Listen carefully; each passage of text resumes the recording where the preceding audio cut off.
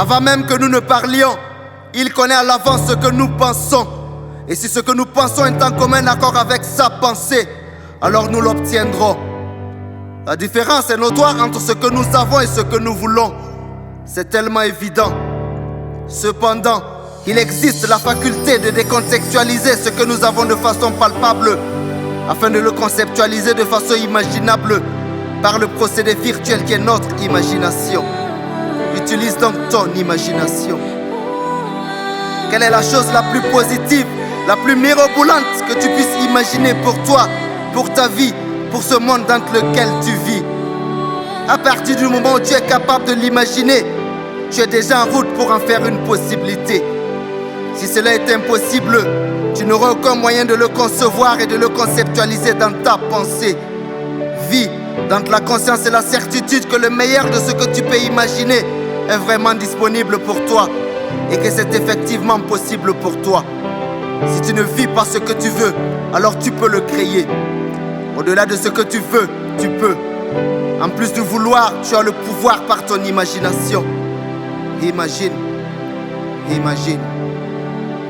Imagine que tu peux tout faire, que tu peux tout réussir.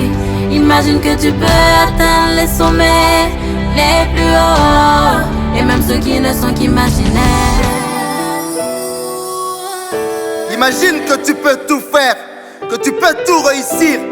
Imagine que tu peux atteindre les sommets les plus hauts, et même ceux qui ne sont qu'imaginaires.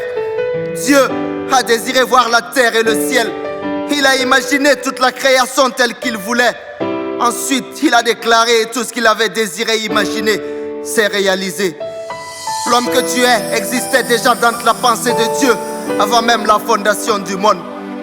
Et ce Dieu qui t'a créé à son image et à sa ressemblance t'a aussi transféré la capacité d'imaginer par son esprit démiurge. Imagine, prie et déclare parce que l'imagination est l'entrepôt de la créativité. Le sage pouvait s'arrêter quelque part et dire ceci: ce que je crains, c'est ce qui m'arrive, et ce que je redoute, c'est ce qui m'atteint. Le sage avait réalisé que tout ce qu'il pouvait imaginer de négatif allait influencer et impacter son quotidien. Prends ceci comme la plus belle leçon du chapitre de la marche vers ta réussite. Et sache que si ce que tu imagines de mauvais pour ta vie, à cause du fait que tu n'as pas suffisamment confiance en Dieu, peut arriver, alors ce que tu imagines de grandiose pour ta vie, à cause du fait que tu as entièrement confiance en Dieu, va aussi arriver. Imagine que tu peux tout faire, que tu peux tout réussir. Imagine que tu peux atteindre les sommets les plus hauts, et même ceux qui ne sont qu'imaginaires.